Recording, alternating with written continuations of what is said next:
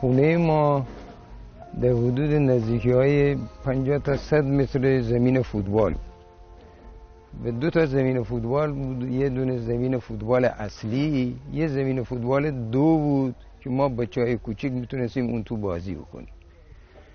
البته چون توپ نداشتیم جوراب برمی داشتیم، پارچه ها رو میریختیم توش. از کلاس 3 ابتدایی ما شروع کردیم با بازی با اون جوراب و اینا. من پای چپ بودم، هر روز میرفتم یه توپ پینگ پونگ قهرمان شده بودم. گفت چی جایزه میخوای؟ گفتم تو فوتبال. تو فوتبال مثلا میرفتم با دیوار کار میکردم، پای چپ منو با کش خوب میبستم، فقط با راست میزدم به دیوار، دریبل میزدم. بچه‌های کوچیک داشته میرفتم، مثلا 10 نفر محصلا مرخص میشدن، میگفتم بیا این توپ از من بگیرید. بعد یه دقیقه نفسم بالا میگفتم تایم بگیریم. 2-3 بار هر روز این کارو میکردم. از این بار بچه میومد دریبل میزدم، میرفتم این بار میآمدم اون بار که مهارتمو قوی بکنم. بعد میدادم تو، میگفتم 10 دقیقه خودتون فوتبال. تو همین موقعی که با تیم‌های رشت کمکی بازی میکردم، آقای سالنیا میفرستاد دنبال من برای بازی در تیم شیلات انزلی و تیم منتخب انزلی، که اونجا هم یه داستانی داره به این صورت که ما شب برای خوابیدن جا نداشتیم. توی استادیوم یه ردیفی بود برای بزرگان محل. اونجا گفتم آقای سالنیا من همینجا میخوابم. بعد یه بالش و یه ملافه و اینا گرفتم، ما همونجا تو استادیوم رو پله ها گرفتیم خوابیدیم. صبح که آقای سالنیا اومد گفت که خوب خوابیدی؟ گفتم آقا این پشه ها پدر ما رو در آورد. من هر جلسه ای که برای ملوان میرفتم باید تا ساعت 1 بعد ظهر مدرسه آموزش ورزش میدادیم تو آستانه. میدویدم میومدم سری میومدم لایجان، غذا رو میخوردم. اونجا باید 5 تا مسافر جور بشه بیاد برای رشت، این نفش خیابان تختی پایین میومد. من تا اینجا بیام مثلا ساعت میشد 2:30. از اینجا میدویدم به خیابان سعدی، اونجا هم تا 5 تا ماشین مسافر بخوره با این ماشینای گازوئیلی بودن. بریم اونجا این وسط را بغل استادیوم میگفتم همینجا نگاه دار. از اینجا میدویدم مثلا 4:30 میرسیدم زمین دیدم بچه همو لختن، سری لخت میشدم کنار زمین تمرین میکردم. برگشت سخت‌تر بود. مثلا ساعت 7 باید میگشتیم میومدیم میدیم شنبه بازار مثلا 30 تا مسافرن کارمند و کی میخوام برگردن. بعد اون دلالش با ما آشنا شده بود، ملوانی بود، ما رو یه باشیکی می آورد. با همه اوضاع من ساعت 10 شب 11 شب لایجان بودم، یعنی هفته 5 جلسه برای هر جلسه تمرین 11 ساعت وقتمونو میگیره.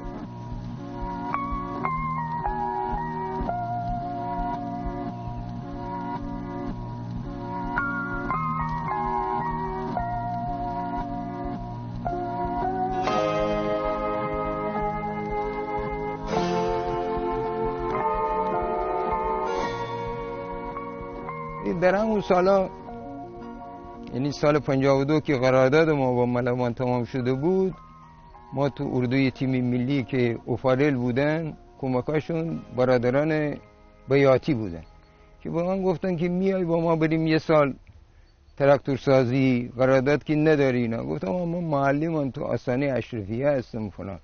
گفت انتقالیتی میگیریم، تو رو دانشگاه میفرستیم، 90 تومن بهت پیش میدیم، ما هم 5000 تومان، هیچ خرجی هم نداری، از اینم اصلا نداری.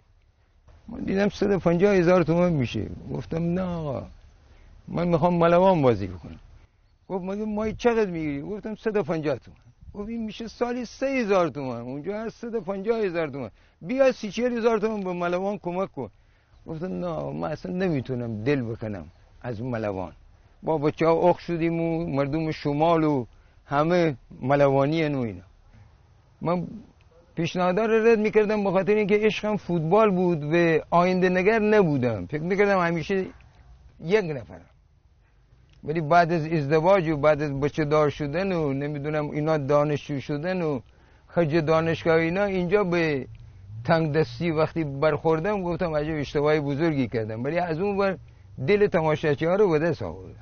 علی آقا با من میگفت تو میای تو اومدی از انزلی که فیکس ملی بازی بکنی اینا. گفتم خب از کی کمترم اومدم بازی بکنم. گفت خط میخوری. چرا علی آقا؟ گفت ببین کازرانی، حلوایی، مظلومی، سفر ایرانپا، قاسمپور، حسن نظری، محمد صادقی، منصور رشیدی، اینا همه کجاییه؟ گفتم تهران. گفت تا تهرانی‌ها که تیم ملی نیستن، تو میخوای انزلی ملوان بازی بکنی تیم ملی بیای. گفتم آقا حالا ببینیم خدا بزرگ.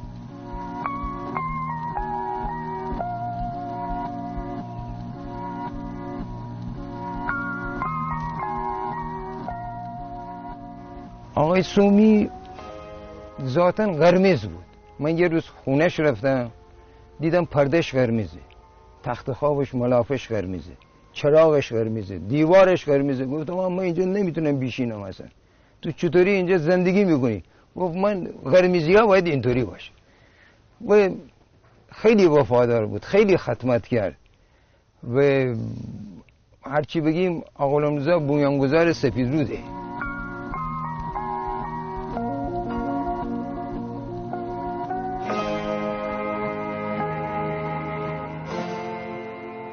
معلم بودم بله. همه روستا مثلا از درگاه، دیشار، کارسیدان، فوشازده، پرکاپوش، سختکو، چارده، همه جا بودم، نیاکو، همه جا معلم ورزش بودم، خدمت کردم. گاهی اوقات میرم زمین قاچاقی توپی میزنم. بچه هم رایگان آموزش امسال تابستان دادم. در حدود فکر میکنم حداقل 1000 نفر از این بچه‌های کوچیک که حالا بزرگ شدن با من سلام علیکم نمیشناسن، اینا رو آموزش دادم.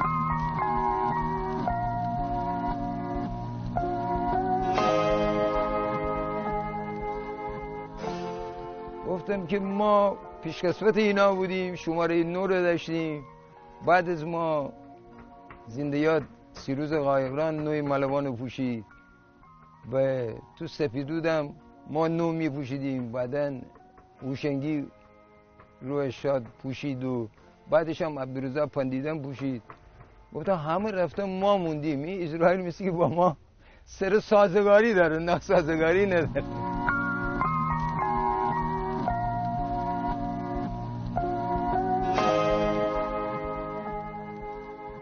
مرگ حق دیگه، یه بار دنیا اومدن یه بارم رفتن. این واقعیت رو هر کس قبول بکنه زیاد دل به دنیا نمیبنده، چون بعد موقعی رفتن حسرت این همه تلاش بیهوده رو میخوره که اینا برای چی بود. مرگ حق دیگه، یه بار دنیا اومدن یه بارم رفتن. چه آرام در خود شکستم، چه دلتنگ تنها نشستم به هوای تو، من با تو آرامم. پس از این به خدا گریه نکن، دل بیتاب از بیخبری شکوه نکن، تن رنجور از در بدری ای وای.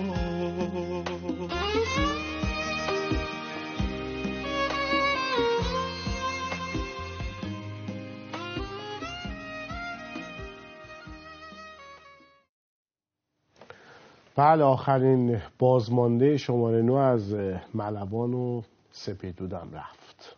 خدا بیامرز انگار اصلا بهش الهام شده بود صحبتایی که آخرش میکرد. من خودم هم الان دقت کردم متوجه شدم چقدر دردناک بود و متاسفانه جاوید جهانگیری دیگه در میان ما نیست.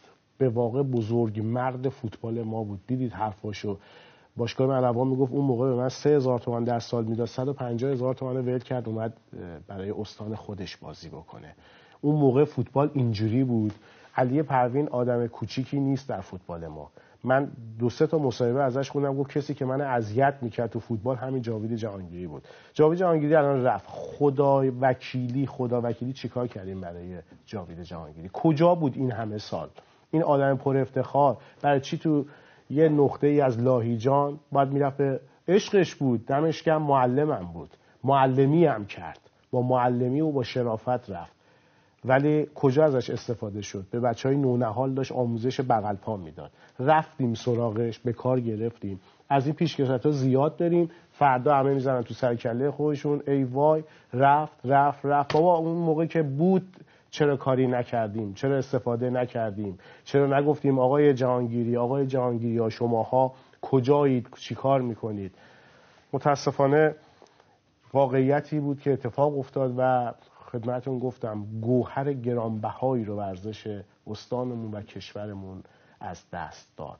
انشالله عبرت بگیریم و قدر بزرگامون رو بیشتر بدونیم. خیلی از این اتفاقات افتاده، متاسفانه بازم میفته و متاسفانه درس نمیگیریم و موقع مرگشون که میشه میخوایم بریم زیر تابوتشون رو بگیریم، گریه کنیم و مصیبت ها سر بدیم و بقیه مسائلی که وجود داره. انشالله از تجربیاتشون استفاده بکنیم. یاد و خاطره مرحوم جاوید جهانگیری رو هم گرامی می‌داریم. امروز از بین ما رفت، حیف، خیلی دوست داشت ببینه اون عکسایی که پخش شد. من بهش گفتم آقا جاوید اون عکس‌ها رو به ما بده، ما برات بتونیم تدوین کنیم یه برنامه خوبه. گفت تمام دارایی من این عکس‌ها، من می‌خوای بهتون میدم ولی اینو از من نگیرید این عکس‌ها رو. یعنی تمام دارایی این آدم اون خاطراتش بود. جاوید جهانگیری و جاوید جهانگیری‌ها هم زیادن. خدا روحش رو قرین رحمت بکنه.